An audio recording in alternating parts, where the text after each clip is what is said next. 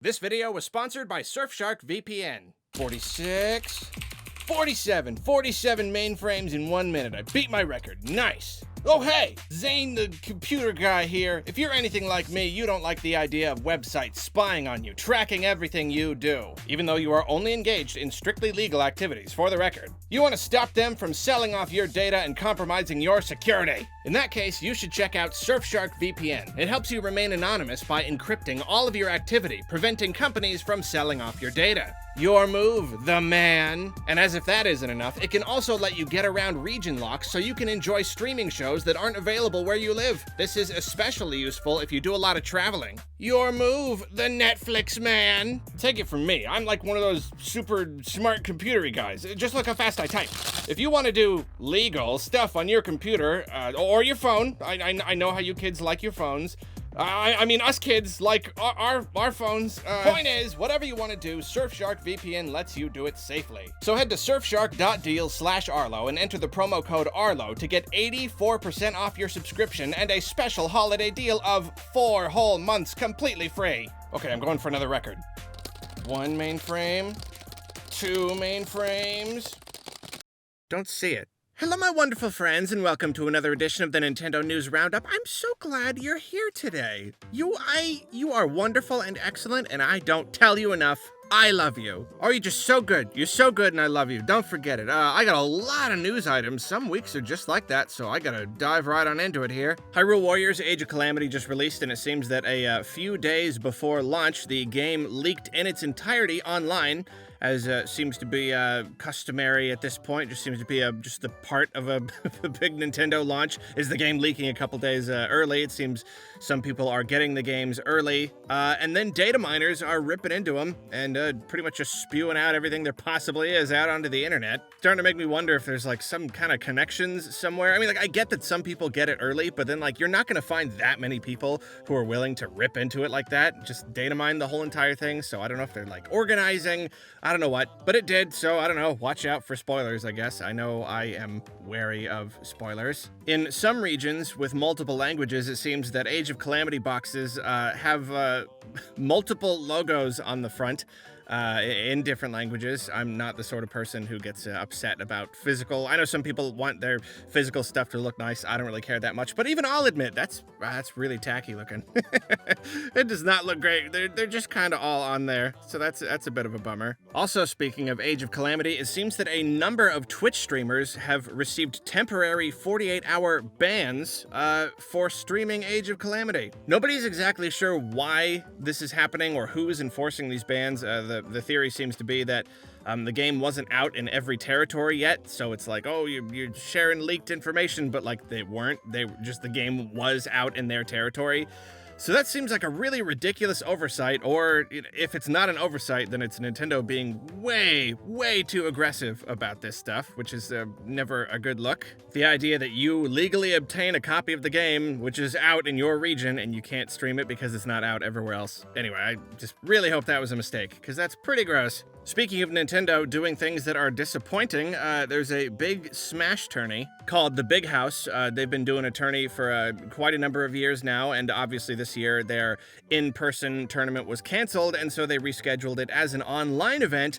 Problem is, they wanted to play Melee, because obviously that's a really big thing in Smash, but they had to emulate the games and use, what is it called? Slippy. That is the program that they use, the netcode they use to play Melee online with each other, thus enabling the tournament, and because they're using emulation and all that stuff in the way that Nintendo didn't intend, Nintendo stepped in and canceled the tournament.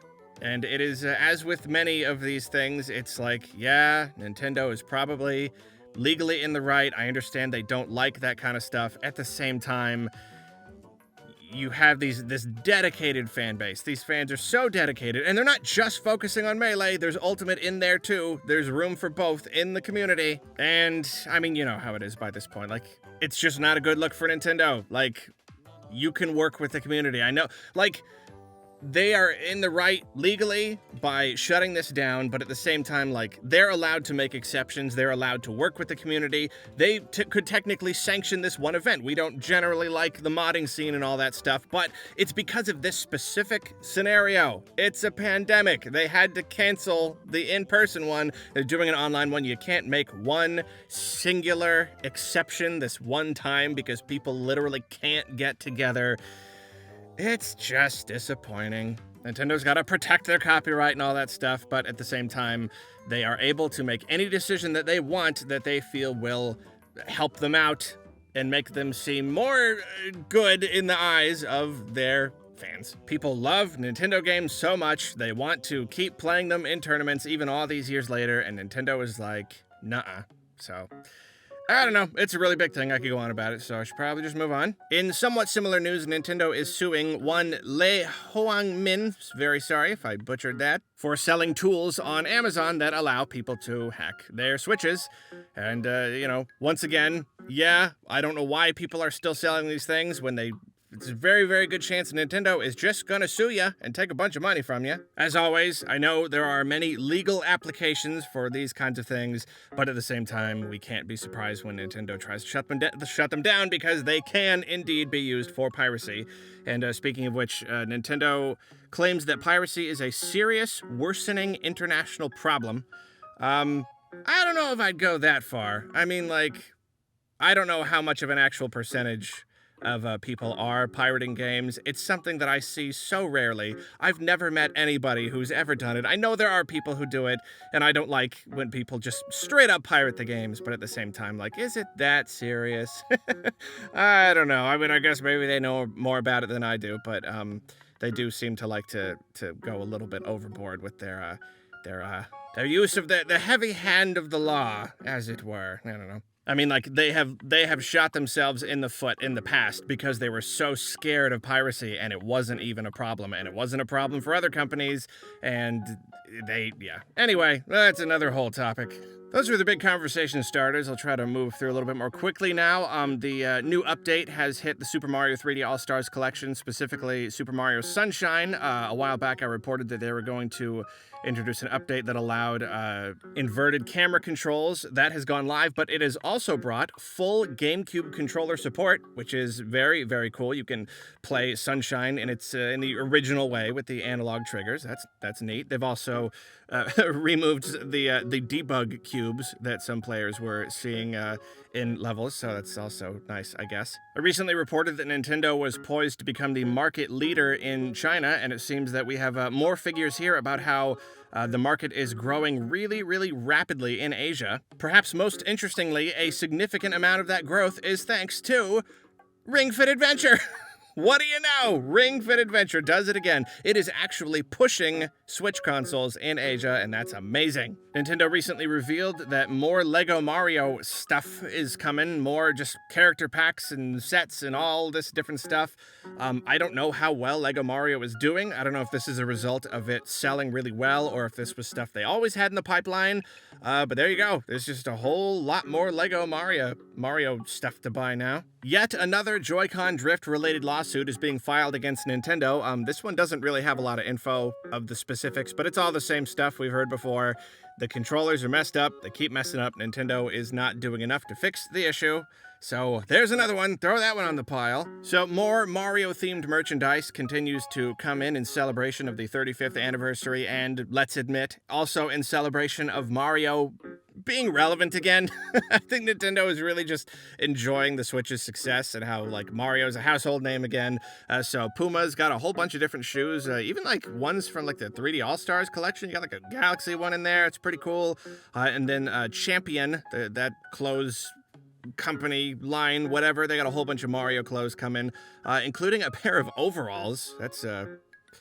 They're coming back. Mario's bringing back the overalls. Nintendo is creating more Switch ads featuring celebrities, this time Brie Larson, who is a person who I recognize as being a popular actress, and someone, Aquafina, which I do not recognize, I'm sorry.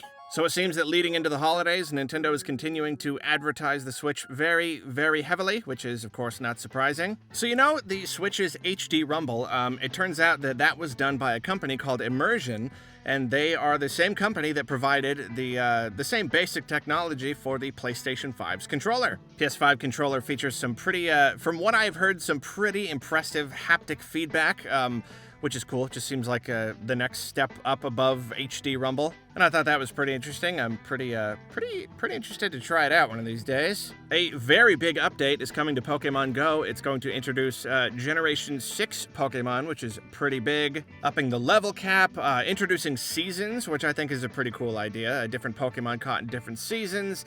And, you know, some other stuff too. Pokemon Go update train do not seem to be slowing down. So following recent news about a first edition Charizard selling for a whole bunch of money, it seems that recently a box of first edition, like sealed first edition base set Pokemon cards just sold for $360,000. Holy Toledo. I don't know if they're gonna keep it sealed or crack it open and try to find a Charizard. I'd probably keep it sealed. Yeah, no, I'd keep it sealed. I wouldn't keep it sealed, I'd sell it. If we're being realistic here, I would not own that box. I would sell it and have the money, but that's just me. So we got a whole bunch of Animal Crossing related news here. I am not always a super duper smart man, and last week I looked at the bug and fishes update, and I'm like, is that the whole update? That doesn't make a lot of sense. Yeah, no, this is the real update. This is the real fall update here. So we got Turkey Day, we got Toy Day, you know, Thanksgiving and Christmas respectively. New reactions and hairstyles coming in. I would say probably the most exciting update is a dramatic update to your home storage limit, so that's very cool. I've heard some people speculate that the increase in storage is to help us prepare for another big update, you know, some of the stuff related to data mining and stuff.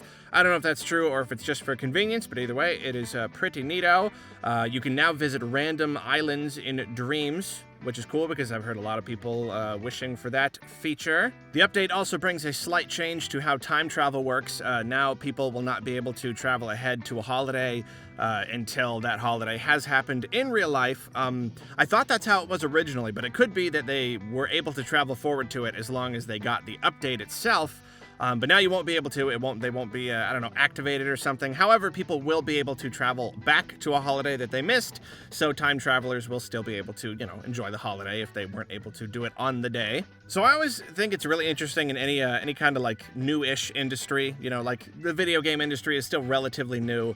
Whenever just something new kind of emerges on a platform or a game or something that people didn't exactly quite expect, it is possible that Nintendo did not anticipate so many companies would end up using Animal Crossing for advertising purposes. So Nintendo has kind of been forced to come up with a whole set of guidelines for companies and organizations to use Animal Crossing, which I just think it's just really interesting. It's something they might not have even considered before, and they're like, wow, this is a thing. So we kind of just have to come up with guidelines for it. A lot of it is like the usual stuff you would expect, you know, no hate stuff or whatever, but it also does say no political stuff, which I think is interesting because we've seen a lot of political stuff in Animal Crossing, you know, with the whole presidential the thing where they make a person the president. Election, it's election. I'm a grown-up, I know what I'm talking about. So anyway, yeah, I do think that's a little bit interesting. Moving forward, they're like, yeah, we don't really want that anymore though, and I can't say I blame them. Simple as that. I really just can't say I blame them. They just don't want to touch it, you know? They're just like, their hands are up, they're like, nah, I just want to keep away from there. Even more Animal Crossing news. Animal Crossing has been nominated for Best Game at the Game Awards this year, which is pretty cool. I know I got a lot of heat for this. It was weird on Twitter for saying, I think Animal Crossing and Last of Us Part 2 are going to be the two that are going to be fighting for Best Game. However, Animal Crossing is also nominated for Family Game, so it's possible that they will give Best Game to something else, and then, you know, they try to, like, hand out awards to different companies, so everybody kind of gets something. So maybe Animal Crossing will get Best Family, Last of Us or something will get Best, you know, between Director and Best Game. Anyway, I don't want to talk about the whole Game Awards thing right now. Actual point is, it's cool that it's cool whenever a Nintendo game gets nominated for Best Game overall, and Animal Crossing was a really really, really big deal at a really important time, and I think that means it's got a pretty good chance of winning. But that's not me saying I don't think any of these other ones deserve to win. I'm just saying what's most likely. There are a lot of good games up for best game this year. Saying what I think will win is not me saying what I think deserves to win. It's just what I think will win. Anyway, whole thing. Final piece of Animal Crossing related news. Pocket Camp is getting an update, a little like AR feature where you can like make little pictures with the AR, so that's kind of cute, I guess. Then we got some third-party news. A while back, there was a really giant leak from like Capcom servers. I guess it's more of a hack, not even a leak. Their servers were hacked and they lost a whole bunch of information, allegedly like a terabyte of info. Technically, some of this might not be true. Some of these might be plans that have changed, or maybe even projects that have been canceled. I'm not going to spoil any here, just because, I don't know, this whole thing where, you know, people hack into servers and then all the publications, we all just kind of reward them by giving them, I don't know, I mean, we've talked about this before. It's hard because it's like you don't want to not report on something if it is news, but you don't like to reward them for it with the attention. I don't know, so that's what I'm just going to say. If you want to go and see what very well might be Capcom's plans for the next few years, which is including a lot of unannounced titles, then you can go look it up. I will mention one just because there's literally no clue about what it even is. Something called Project Guillotine for the Switch, and that's kind of fun. I assume that's a Switch exclusive thing. Maybe not. Who knows? But I don't know. What's Project Guillotine? I don't know. For a moment, people were worried that Doom Eternal on the Switch was being canceled, but it turns out that only the physical edition is being canceled. It's going to be a digital-only game. It's one of those things where I know a lot of people are disappointed, but I can't really blame them. I don't know how many copies they can actually expect to sell on the Switch. I don't know how well the original sold, and also it's going to be such a big game. I can't blame them for not wanting to try to cram it onto a little cartridge and have to pay a bunch of money for each cartridge, and that's the whole problem with cartridges. So it's digital only. Not super surprising. And finally, Phil Spencer once more reassured everyone that they were not interested in removing Bethesda games from other platforms, because Xbox, they bought Bethesda, and so everyone's wondering what that's going to mean. And doubling down, saying, no, it's not about removing stuff from other platforms. They just want to focus more on making the best experience on Xbox. That could just mean because Xbox Series X is the most powerful, and it could also mean maybe exclusive DLC or features or something in the future. And technically this is not removing the idea of future exclusives. That's not taking them off the table. He's not necessarily saying that. For all we know, this could be like, okay, everything in the pipeline is going to release as expected. But going forward, I would not be surprised if they did end up not pulling from other platforms, but not releasing future games on other platforms, because why would you spend billions of dollars on acquiring something if you're not eventually at least going to be able to have their games as exclusives on your console? But that is one of those things we will just have to wait and see how it turns out. That is it for the news for this week.